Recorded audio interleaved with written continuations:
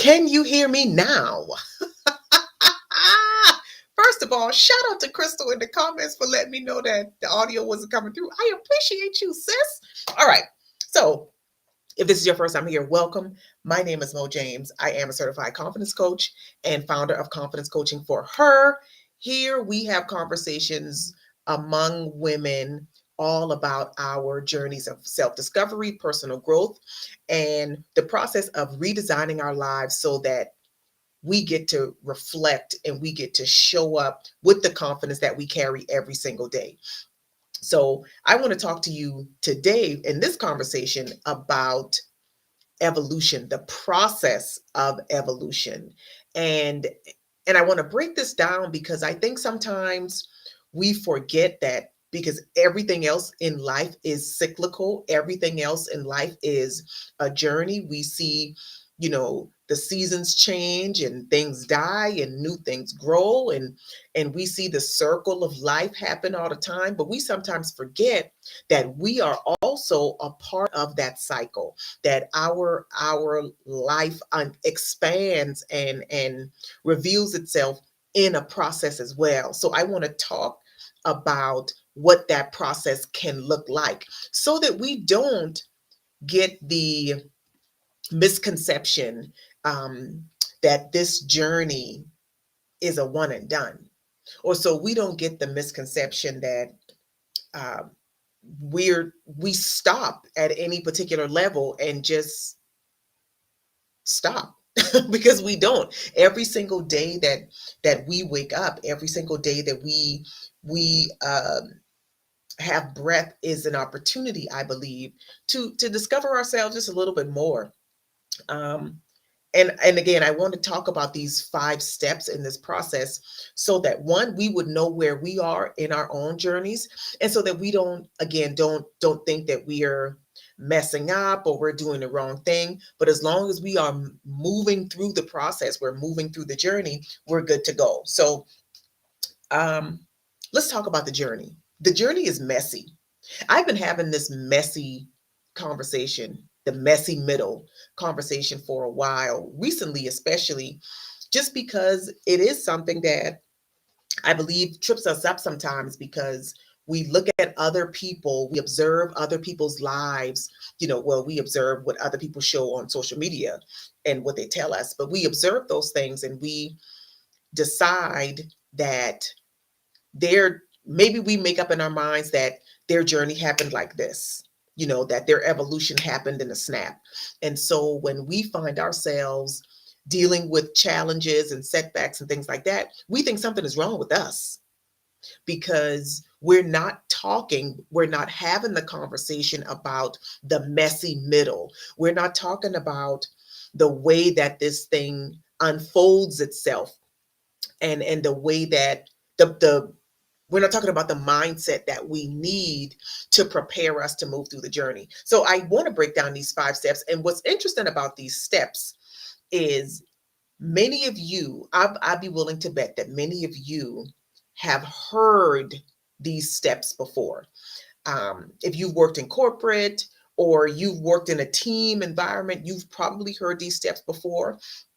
And I want to talk about it in from this perspective, with this filter of how our journey of evolution follows these steps as well. So the stages of team building, many of us have heard the stages of team building. We know what they are, and I want to talk about them as an example of what this process of evolution, this process of self-discovery, this process of unlearning and relearning and getting rid of unhealthy habits and picking up healthier habits, what this process looks like.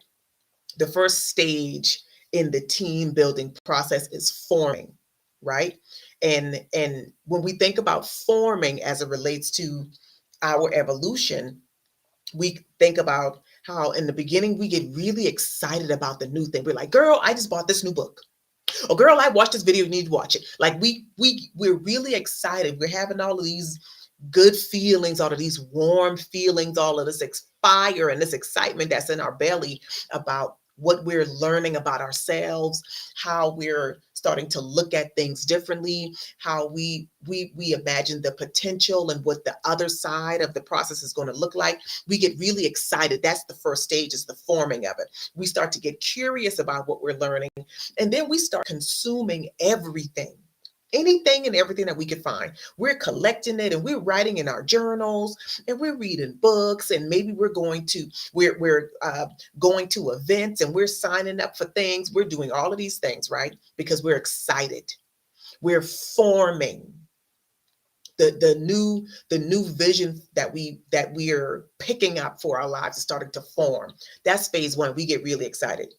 But when the excitement starts to wear off, when the new smell is gone, when reality is setting in, and when you're realizing that the people around you are not as excited about your journey as you are, like they don't care. Not only do they not care, but they're actually telling you that you are wrong for doing this thing. They're telling you that you are interrupting their lives by your new way of being, or your new thinking, or your new habits, or rejecting of old habits is causing interruptions in their lives. And you are now running into conflicts in relationships that you thought were stable and were unshakable and unbreakable. That's the storming phase. That's what happens after the excitement has worn down. We run into obstacles and obstructions that really force us to ask ourselves, do I really want to do this? Do I really want to go through all of this? Is the thing that I'm going after what I really want? And it's normal to question. It's normal to ask ourselves those questions, especially when everything around us is rising up against the thing. When everything that we know, people are saying, are you sure you want to do that? Is that what you really going to do? People do those little slick comments, that sound like they might be, well, congratulations, that kind of stuff. Y'all know what I mean? So it's natural to then start to question if we're on the right path, right? If we're doing the right thing. If we're blowing up our family or blowing up our relationships for no reason. That's normal.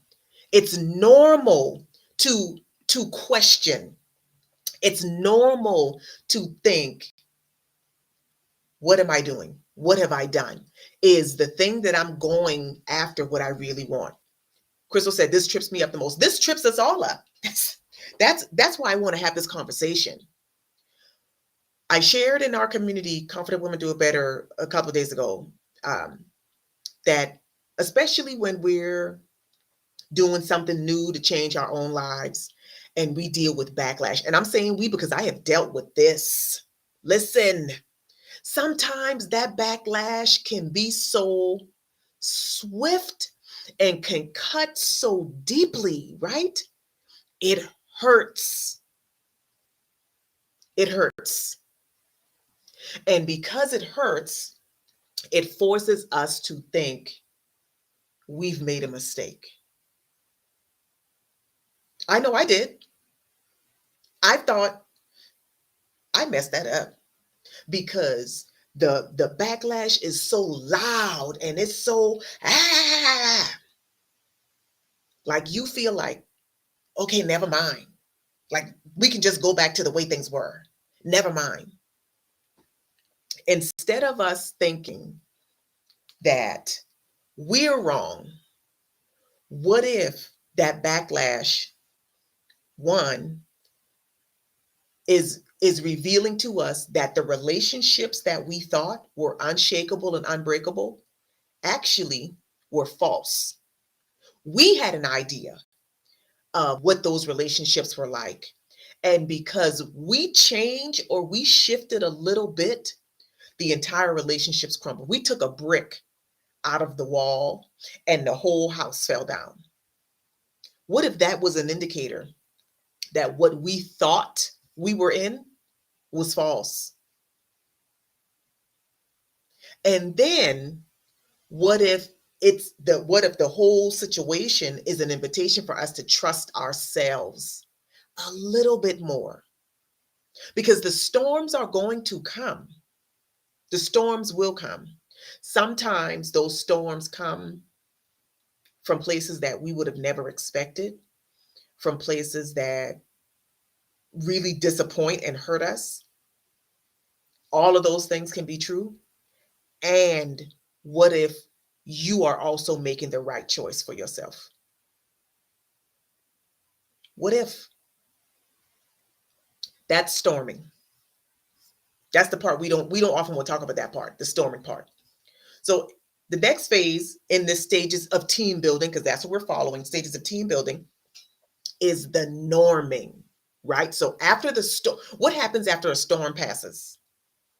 The sun comes back out and you start to think about how you're going to rebuild.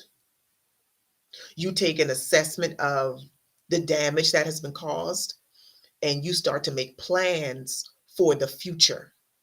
That's the norming phase. So in the norming phase of the evolution, what are we doing?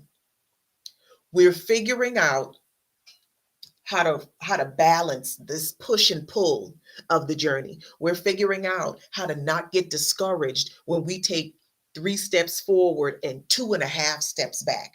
We're figuring out how to not judge ourselves when we don't do what we said we were going to do when that situation shows up on our doorstep. We're figuring all of these things out.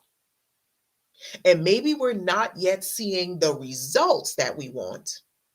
Like think about when you start working out, right? You don't see the results immediately. But every day that you do that workout, you get that endorphin rush and you're like, this feels good. I'm gonna be sore tomorrow, but this feels good right now. That's norming. That's what the norming feels like. You find those moments of encouragement to keep going. You're like, I'm not there. I'm not at the place that I want to. I haven't lost all the weight yet. I haven't completely got all of his stuff up out of my closet. I haven't completely gotten these people out of my life yet. But I'm encouraged. I backtracked on my boundary, but the next time we're encouraged. That's the norming. We're like, all right, I'm figuring this thing out. I'm working with what I have. I know that I'm not going to go backwards. I'm going to keep going. That's the norming phase.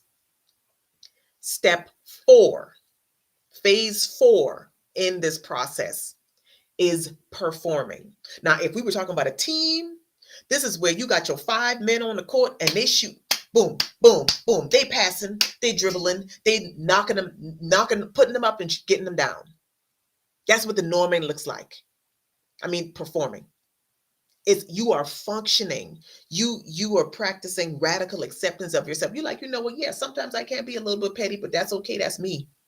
I'm not gonna let anybody judge me for what I used to do. I'm not that person anymore. You are recognizing and accepting everything that makes you great. And you also take full ownership of the weaknesses or however you want to frame those things, the shadows. You're like, yep, that's me, that's me, that's me too. I heard Kevin Hart say once when he talks about his comedy that he talks about the mistakes that he's made. He talks about the fact that he's short to disarm other people. That's what radical acceptance looks like. You can't tell me anything about me. I know me and I love me as I am. So there is nothing that you could tell me about me that I'm going to receive as an insult because I already know. So whatever you think you're going to be able to throw in my face about me, it'll never be an insult. Trust me. I've done the work to accept all of me. That's what performing looks and feels like. You really get a sense of peace and satisfaction with yourself. You are no longer at war with yourself. It's ease. It's a confidence that nobody can take away. You are at one with all of you. You trust yourself. You go into these situations saying, you know what? I don't need to know. I don't even know. I'm not going to try to know. I'm not going to exhaust myself to try to figure out how this is going to end. What I'm going to do in this moment is take the next right step for me. And that's enough. That's performing. That's what the performing phase of the journey looks like. You walking good, you feeling good, you looking good, you smelling good. And anything that doesn't contribute to those things, you release freely. Like you're not stressed out, or you're not doing any of that thing. You're not anxious and agonizing over it. This doesn't support where I'm going. I have to release it. You're not trying to control anybody else. You are focusing on you. That's performing. And normally when we talk about stages of team building, we stop there. The conversation usually ends at performing, right? Because we're like, well, everybody wants to perform, and we're going to, and think of going back to my basketball analogy, we're going to always be a team, and we're going to always do this, and it's going to be great. What we don't talk about is what happens after performing, because there's a fifth phase that comes after performing, and that's mourning. Mourning. Because if we recognize and accept that everything in this world is cyclical, then we also have to recognize and accept that the season of performing will also come to an end. The season of evolving, where you are in butterfly mode, will come to an end. And you will have to be willing to go back into caterpillar and learn how to evolve again. You will have to mourn and recognize that the season has passed, because there's a lot of us right now that are walking around holding on to performing from our high school days. Y'all know those, you know, we see it in the movies all the time. The people go to their 10, 20, 30, 40, 50-year high school reunion, and the dude who was the jock is still walking around trying to squeeze himself into the Letterman jacket from his senior year. Like he has never left high school. He's 50 years old, but he's still in high school. Hasn't grown, hasn't evolved, hasn't discovered who he is or she is or whomever. That's what that looks like when you don't mourn, when you don't acknowledge that the season has passed, when you don't acknowledge that the evolution at this level is done, when you don't acknowledge, you know what, I've achieved or I've become everything that this season of my life will allow me to. And so if I desire to continue evolving and becoming, I might have to relocate myself. I might have to change my environment. I might have to change the conversations that I'm having. I might have to change the people I'm spending time with. I might have to change the books I'm reading. I might have to change the TV shows I'm watching. I might have to change my habits.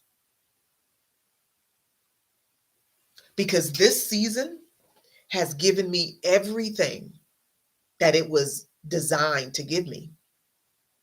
And if I desire more, I have to take off what allowed me to achieve in this season and put on something new and different for the next. Evolution is a process. It is a process. The caterpillar has to spin her own chrysalis. So basically, she has to build her coffin, and then she has to go into the coffin willingly, and her body has to dissolve. The caterpillar body has to dissolve completely because it's from the goo that was the caterpillar that the skeleton and the structure of the butterfly can be born. What are you holding on to from previous seasons? What are you afraid to say goodbye to from previous seasons? And here's the thing. You know what happens? What causes us to be afraid to say goodbye? Because we think that that's all there is. The jock thinks all I will ever be is the jock and the star football player from high school. So he holds on to that for dear life. The head cheerleader thinks all I will ever be is that girl who had the entire squad at my beck and call. There's nothing else for me. So she holds on to that for dear life. But when you can adopt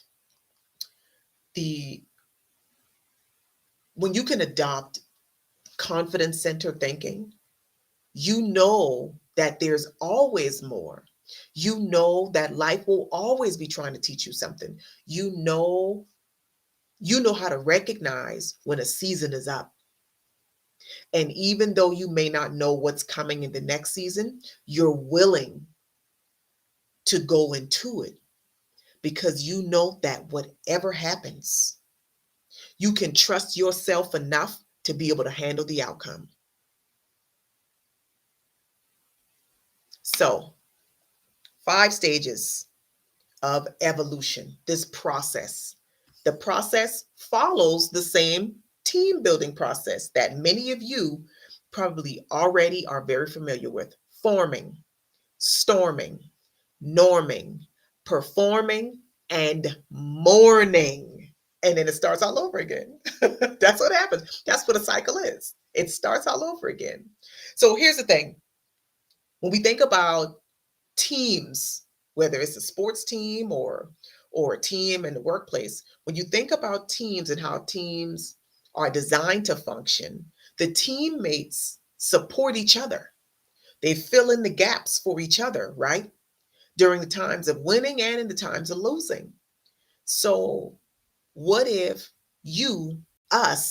we could decide that we are going to act like we are our best teammate, and we are going to support ourselves through the process of evolution, stop criticizing ourselves when we make mistakes, and start collaborating with our own confidence and growth?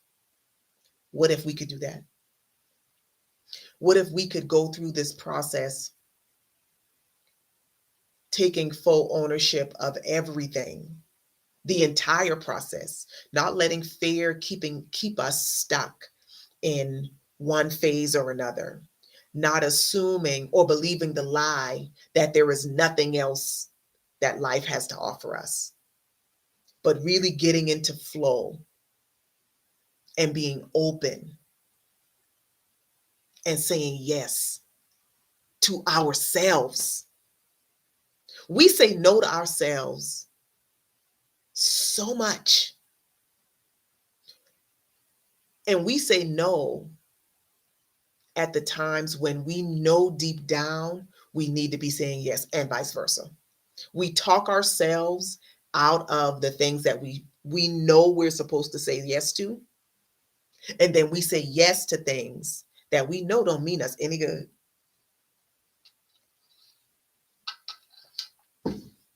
Let's stop doing that to ourselves. Let's treat ourselves better. Let's treat ourselves like we are our most important thing, because we are. And the moment we recognize that There is nothing that is happening in our life that is not happening um, without our agreement. When we recognize that the people who come into our lives and do us wrong or hurt us or whatever, in some way we've given that space, we've given that room, we've let them think that they could try us like that. And so we get to decide, you know what? I'm not going to be like that anymore. I'm going to be clearer about my boundaries. I'm going to be clearer about what I stand for. I'm going to be clearer about what matters to me and what I value. And then I'm also going to trust myself. So when people come into my life and they give me a hint of that,